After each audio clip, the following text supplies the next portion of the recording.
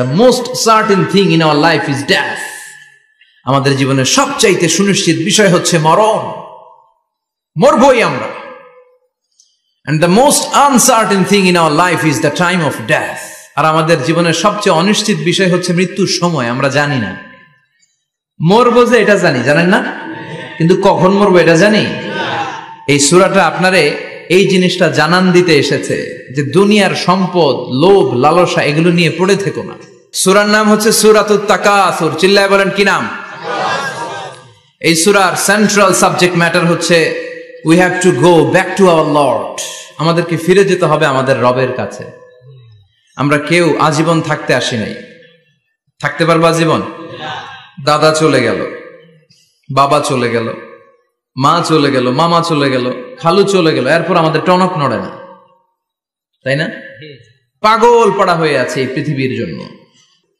এই যে আমাদের ফ্যামিলি, আমাদের বাচ্চা কাচ্চা, আমাদের এত টাকা পয়সার হিসেব, মাস শেষে বাড়ি ভাড়া, গ্যাসের বিল, এইটা সেটা, আপনি কি মনে করছেন যে আপনি চলে গেলে এগুলো থেমে থাকবে?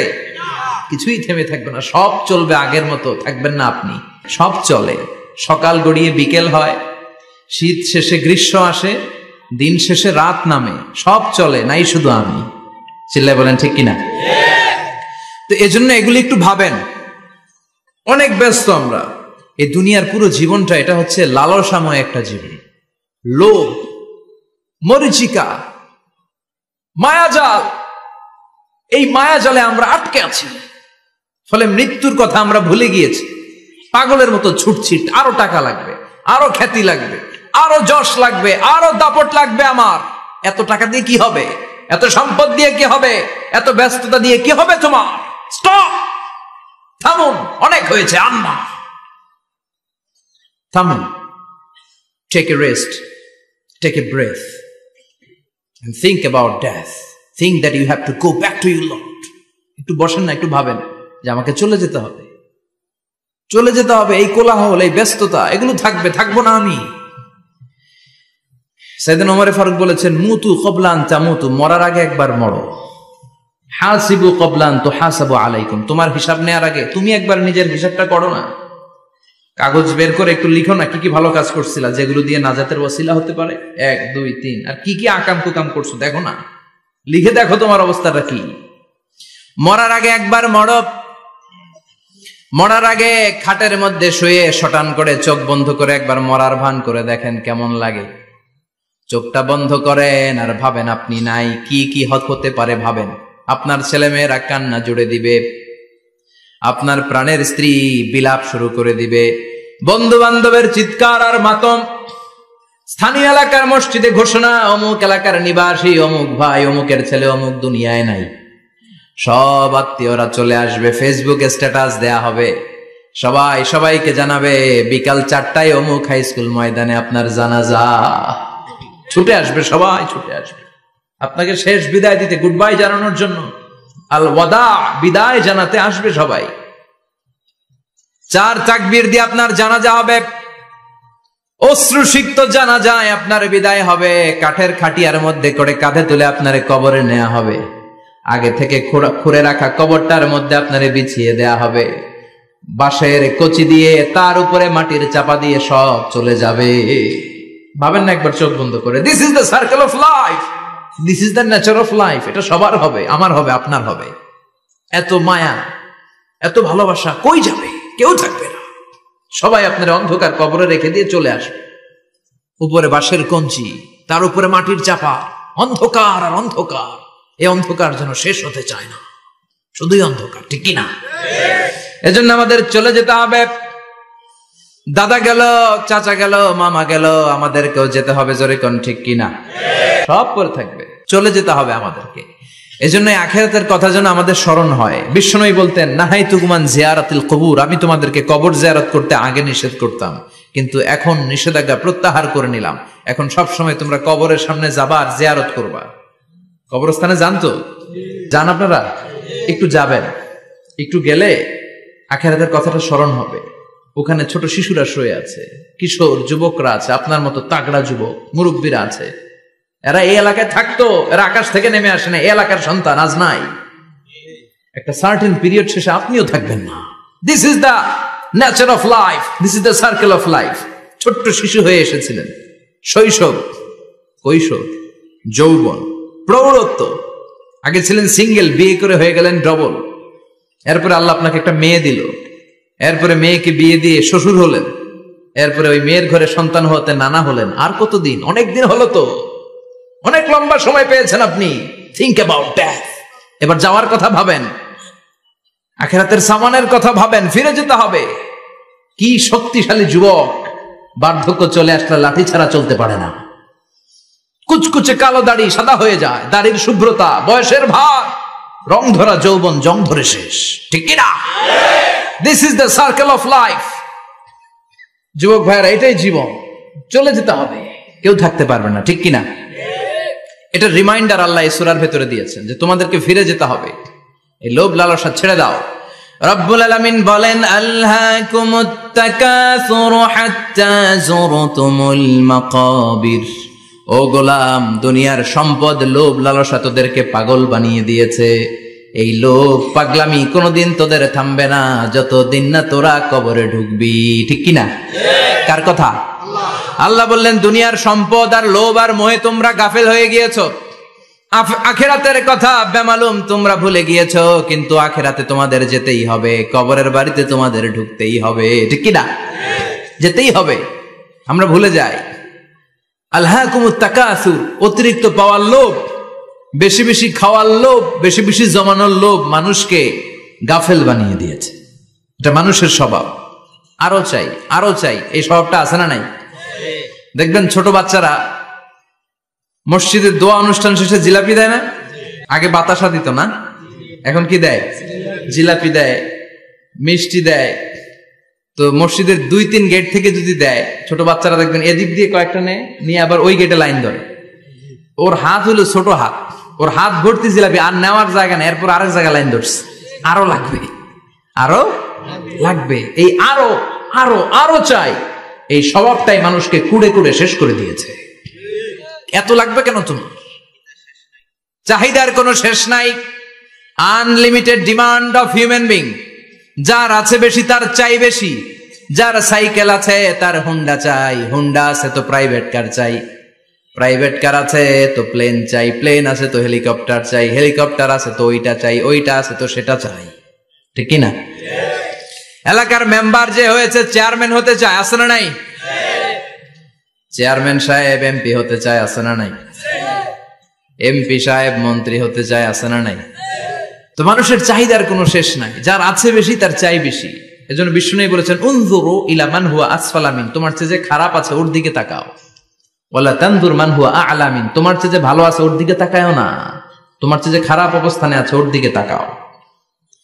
অনেকে নিজের অবস্থান নিয়ে সুখী না, এরকম আছে না নাই?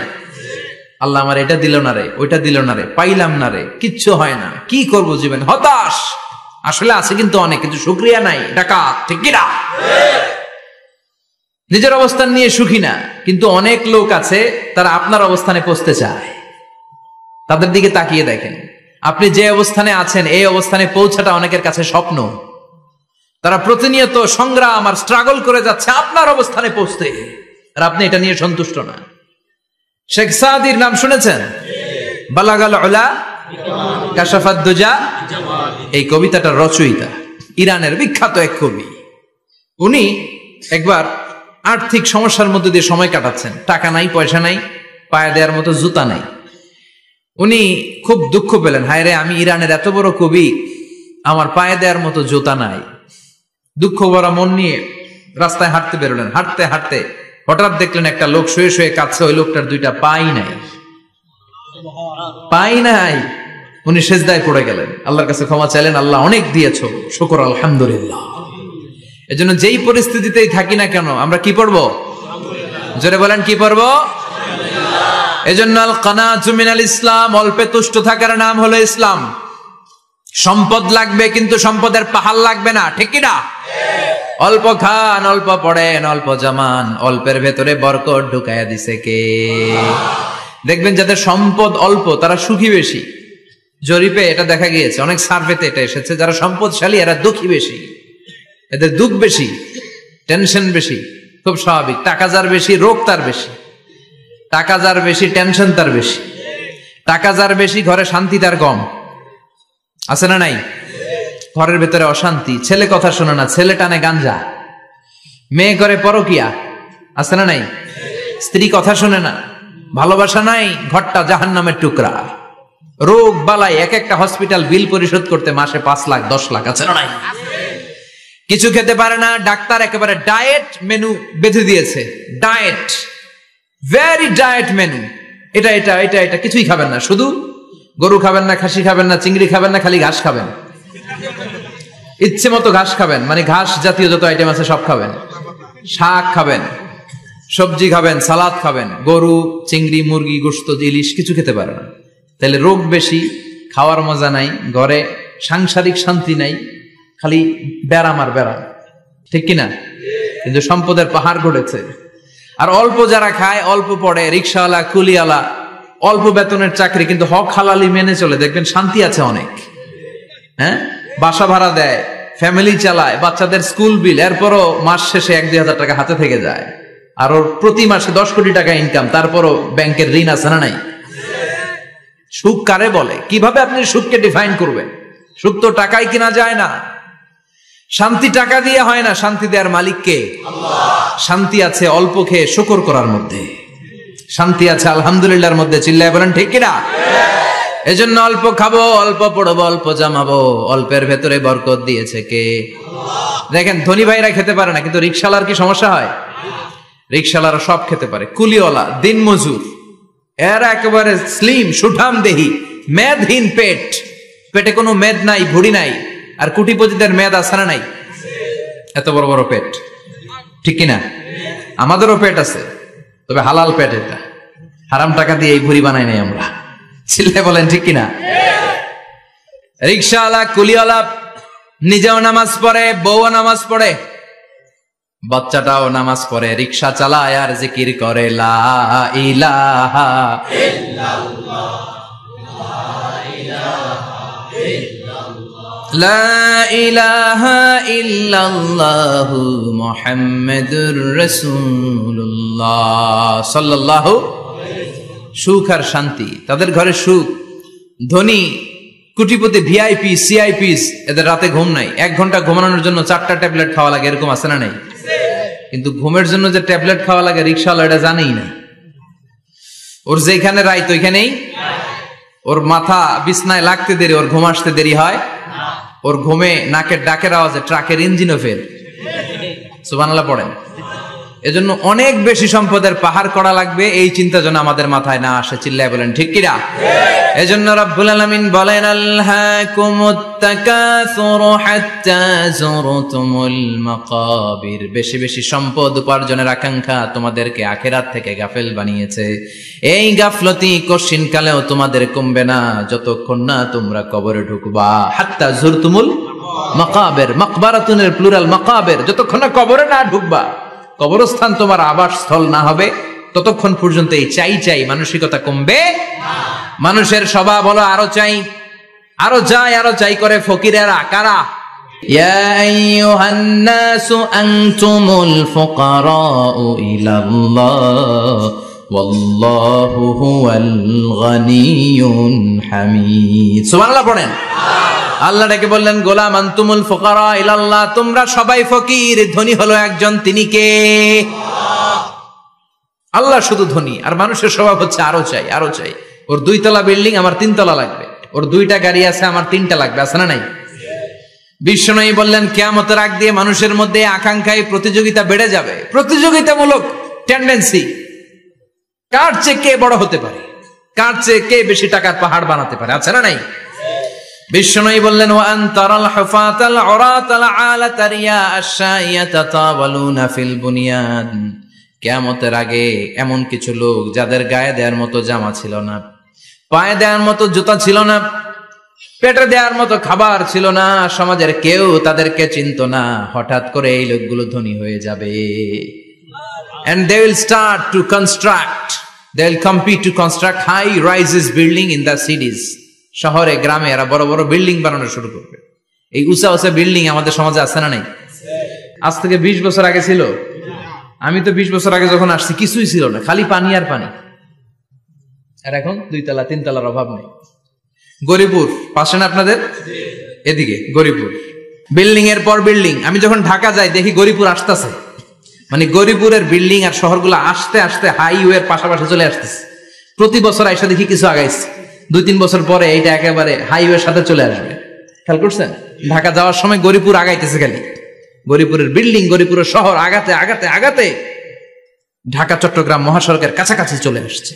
এই যে বিল্ডিং বানানোর প্রতিযোগিতা, কুমিল্লা শহরে আজ থেকে 20-25 বছর আগে 5 তলা 6 তলা একটা বিল্ডিং ছিল না, এখন 10 তলা 20 তলা আছে না নাই? ঢাকায় আজ থেকে 20 বছর আগে 10 তলা বিল্ডিং খুঁজে পাইতেন আপনি? নাই। গোটা বিশ্বব্যাপী এখন টাওয়ার বানানোর প্রতিযোগিতা। বিশ্বনবী বললেন এদের কোনো টাকা ছিল না। পৃথিবীর সবচেয়ে বড় টাওয়ার এখন আরব দেশে, এদের কোনো টাকা ছিল না। আরব দেশের সৌদি আরব, কাতার, কুয়েত, বাহরাইন এখন স্বর্ণ আর তেলের খনি পেয়ে আল্লাহরে ভুলে যায়। এদের খাওয়ার মতো কিছু ছিল না। এদেরকে আমার দাদারে শুনতাম বলতো কাবলিওয়ালা, বলতো কি বলতো? এদেশে আসতো জায়নামাজ তসবি ছড়া খেজুর টেজুর বিক্রি করার জন্য। এরা জেলে পাড়ার লোক ছিল, আরব সাগরের তীরবর্তী এলাকার মানুষ। সাগরের মাছ মেরে এরা জীবন ধারণ করতো। আল্লাহ এদেরকে তেলের খনি দিলেন, গ্যাসের খনি দিলেন, এখন তারা বড় বড় টাওয়ার বানায়। আছে না নাই? বুর্জ আল খলিফা, কি উঁচা বিল্ডিং, 828 মিটার উঁচু। জেদ্দা আছে 1000 মিটার উঁচু কিংডম টাওয়ার। তাইওয়ানে আছে তাইপেডাং টাওয়ার 101 তলা। মালয়েশিয়া আছে পেট্রোনাস টুইন টাওয়ার 88 তলা। চায়নাতে আছে সাংহাই টাওয়ার, একটার পর একটা টাওয়ার। প্রতি বছর অ্যানাউন্স করতেছে যে ওদেরটা আছে আমাদেরটা বড় বানাবো। কাতার কয় ওরা বানাইলে আমরা পারবো না কেন, আমরা বানাবো আরো বড়। আছে না নাই? শাগালাত কুমুত তাকাসুর, এই যে আরো লাগবে, আরো বড় হতে হবে, এই টেন্ডেন্সি মানুষকে আখিরাত থেকে একেবারে গাফেল বানিয়ে দিয়েছে। চিল্লায় বলেন ঠিক কিনা? টাকার পাহাড় বানাতে চায়, দরকার থাকলেও চায়, না দরকার থাকলেও চায়। বর্তমান পৃথিবীর সবচেয়ে ধনী লোকটার নাম জানেন? কি নাম? হ্যাঁ, বিল গেটস। ওর যে কত টাকা ও নিজেও জানে না। ওর পকেট থেকে যদি $100 একটা বান্ডিল পড়ে যায়, এটা তুলতে ওর যত সময় লাগবে, ও না তুলে যদি হেঁটে যে আইডিয়া নিয়ে হাঁটতেছিল ওইটা নিয়ে হাঁটে, ওদিকে আরো বেশি ইনকাম হয়ে যাবে। এত টাকা তার, এটা তোলার সময় তো তার নাই। ওয়ারেন বাফেট নাম শুনছেন? হাজার হাজার কোটি ডলারের মালিক। Prince Walid bin Talal, Saudi ধনকুবের নাম শুনেছেন? ওর একটা বিমান আছে, প্রাইভেট জেট প্লেন। এই বিমানটার 70% মেড অফ গোল্ড। বিমানের 70% স্বর্ণ দিয়ে বানানো। গত কয়েক বছর আগে আমি ব্রুনাই গিয়েছিলাম। ব্রুনাইয়ের সুলতানের নাম হাসান আল বালখিয়া। উনি একটা প্যালেস আরবিতে বলে কাসার, মানে হচ্ছে রাজপ্রাসাদ। পৃথিবীর সবচাইতে বড় রাজপ্রাসাদ ব্রুনাইতে বান্দার সেরি বেগাওয়ানে অবস্থিত। আমি গিয়েছি ওখানে। প্রায় 1800 থেকে 2000 কক্ষ আছে ওই প্যালেসে, রাজপ্রাসাদে। ওই রাজপ্রাসাদের টয়লেটের কমোড গুলো মেড অফ গোল্ড, স্বর্ণ দিয়ে বানানো। আউযুবিল্লাহ পড়বেন না? এই হাসান আল বালকিয়া নিজে বিমান চালায়। ওর সংগ্রহে 500টা রোলস রয়েস লাক্সারিয়াস কার আছে। 500 রোলস রয়েস। গুগল ইউটিউব যারা করেন সার্চ দিলে দেখবেন ওর কি পরিমাণে গাড়ি। রোলস রয়েস গাড়ি হচ্ছে one of the luxurious car in the world. Car ব্র্যান্ডের মধ্যে যত দামি কার ব্র্যান্ড আছে এর মধ্যে রোলস রয়েস একটা, যেগুলোর দাম কমসে কম এদেশের টাকায় 8 কোটি থেকে 10 কোটি টাকা। আচ্ছা বলেন, এই গাড়িগুলো যারা হাই প্রোফাইলের ভিআইপিস, তারা ফ্যামিলির সবাইকেও যদি একটা করে গাড়ি দেয়, একজনের কয়টা গাড়ি দরকার? 5টা, 10টা, 20টা। ধরলাম যে 20টা গাড়ি লাগবে ওনার। 500 গাড়ি দিয়ে উনি কি করবে? তার সংগ্রহে 500টা রোলস রয়েস। স্বর্ণেরও গাড়ি আছে, তার স্বর্ণের পালঙ্ক আছে, আমি দেখে এসেছি। পোরশে, ফারারে, লাম্বরগিনি, এই টাইপের যে ব্র্যান্ড গুলো আছে, অভাব নাই। তার মানে আছে, যার বেশি চায় তত বেশি। চিৎকার করে বলেন ঠিক কি না? এজন্য আল্লাহ বললেন আলহাকুমুত তাকাসুরু হাত্তা যুরতুমুল মাকাবির। দুনিয়ার লোভ তোমাদেরকে আখিরাত থেকে গাফেল বানিয়ে দিয়েছে। দুনিয়ার লোভ লালসার মধ্যে পড়ে আখিরাতকে বেমালুম তোমরা ভুলে গিয়েছো। এই গাফলতি কোনোদিন কমবে না যতদিন না তোমরা কবরে ঢুকো। ঠিক কি না? সম্পদ উপার্জনে ইসলাম বাধা দেয় না, কিন্তু সম্পদ হৃদয়ে স্থান দেয়া যাবে না। সম্পদ উপার্জন করতে হবে, খরচ করে ফেলতে হবে। বেশি সম্পদশালী হতে হলে আল্লাহর সন্তুষ্টির জন্য যাকাত দিতে হবে। কে দিতে হবে? দে জাকাত তোরা দে রে জাকাত, তোর দিল খুলবে পরে আগে খোলো খাত। দে জাকাত তোরা দে রে জাকাত। ঠিক কিনা? দিল পরে খুলবে, আগে হাত খোলেন। হাত খুললে দেখবেন দিলটারে খুলে দিয়েছে কে? সাইয়েদনা মুসা আলাইহিস সালামের জামানায় ওনার চাচাতো ভাই ছিল মিশরের সবচাইতে বড় ধনী, যাকাত দেয় নাই। তার কি করুণ পরিণতি হয়েছে কোরআনে আছে না নাই? এত সম্পদ ছিল, তার সম্পদগুলো সে সিন্ধুকে আটকে রাখতো। আর এই সিন্ধুকের চাবিগুলো আলগানোর জন্য, কাঁধে নেওয়ার জন্য 10 জন লোক লাগতো। সিন্ধুক কাঁধে নেওয়ার জন্য, সিন্ধুকের চাবি